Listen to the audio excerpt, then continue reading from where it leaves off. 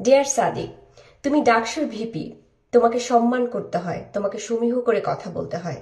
সম্মান করে কথা বলার মানে কি এই যে অন্যায়কে মাথা পেতে মেনে নেয়া বা অন্যায়কে প্রশ্রয় দেয়? তুমি খুব ভালো করে জানো নীলা ইসরাফিল অন্যায়কে প্রশ্রয় দেয় না। আমি তোমাকে নিয়ে ভিডিও বানাতে চাই নাই, কিন্তু আমার নৈতিক দায়িত্ব হয়ে গেছে তোমার এই বিষয়টাকে নিয়ে কথা বলা। তুমি যাদের এগেনস্টে মামলা দিয়েছো বটবাহিনী উল্লেখ করে, তারা কি আসলেই বটবাহিনী, নাকি তারা তোমার ব্যক্তিগত প্রতিহিংসার কারণ?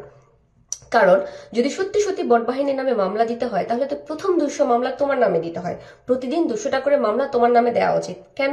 কারণ হচ্ছে তোমার নিজেই হচ্ছে অনেকগুলি ফেক আইডি ব্যবহার করো, ব্যবহার করে যাদের সাথে তোমার মতের মিলে না তাদেরকে যে তুমি গালাগালি করতে থাকো। এটার সৃষ্টিকর্তা তো হচ্ছে তুমি, তোমরা জামাত শিবির। তোমরাই তো হচ্ছে বটবাহিনী খুলেছো। এটার জ্বলন্ত প্রমাণ হচ্ছে আমার ভিডিওর কমেন্ট বক্স। ওখানে গেলে তো দেখতে পাবা যে জামাত শিবির কি পরিমাণের মানুষদেরকে ডিজিটাল লিঞ্চিং করে।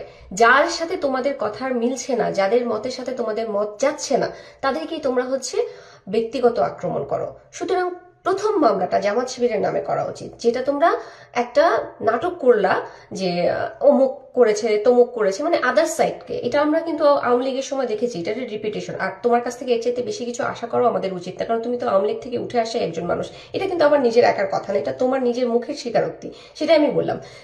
যে হচ্ছে আওয়ামী লীগে বিলং করে, তার কাছ থেকে এর চাইতে বেশি কিছু আশা করা তো আমাদের ঠিক না। সুতরাং এটা নিয়ে আমি বেশি ওয়ারিড হচ্ছি না, এবং আমার মনে হয় যাদের নামে মামলা করা হয়েছে তাদের ওয়ারিড হওয়ার কিছু নেই, কারণ সে আওয়ামী লীগ থেকে উঠে আসে একজন মানুষ। তারপরে তুমি বলেছো, দেখো আরো কতভাবে এটাকে তুমি স্টাবলিশ করছো যে তুমি একজন আওয়ামী লীগের লোক। সেটা হচ্ছে আওয়ামী লীগ বলেছে যে লন্ডনের প্রেসক্রিপশনে বাংলাদেশ চলবে না। সেই একই কথা রিপিটেশন আমরা তোমার মুখ থেকে শুনতে পেলাম। তুমিও বলছো যে লন্ডনের প্রেসক্রিপশনে বাংলাদেশ চলবে না। কেন? এই যে তোমরা গণতন্ত্রের কথা বলে, গণতন্ত্র প্রতিষ্ঠার কথা বলে, এই যে নাটকটা করে, যে ছলনাটা করে বাংলাদেশকে ডিস্ট্রয় করে দিচ্ছ, বাংলাদেশের মানুষকে এভাবে ইমোশনাল ব্ল্যাকমেল করতেছো, এটা করো না, এটা করে টিকবে না। তোমার কথা আমি আর বেশিক্ষণ নাই বলি, আমি জাস্ট এনসিপির দিকে একটু চোখ বলে। এনসিপি আজকে কি করলো? যে এনসিপি কে সাংবাদিকরা বানালো, এনসিপি যে আজকে নেতা হয়েছে, হিরো হয়েছে, এনসিপি হয়েছে, কিভাবে হয়েছে?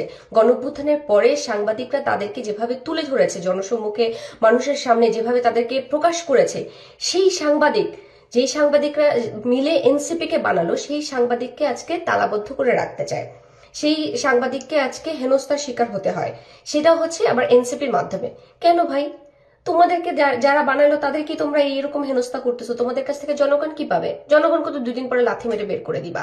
এদিকে নাসিরউদ্দিন পাটোয়ারি সে বলতেছে যে জাতীয় পার্টি নাকি হচ্ছে দায়ী খালেদা জিয়ার এই অসুস্থতার কারণে। এটা কি ধরনের কথা? সে যে ডার্বি পাটোয়ারি, এই কারণেই তাকে বলা হয়, অনার্থক বলা হয় না। এটা আজকে আমি সেটা বুঝতে পারলাম কেন তাকে ডার্বি পাটোয়ারি বলা হয়। সে এরকম উল্টাপাল্টা চিন্তা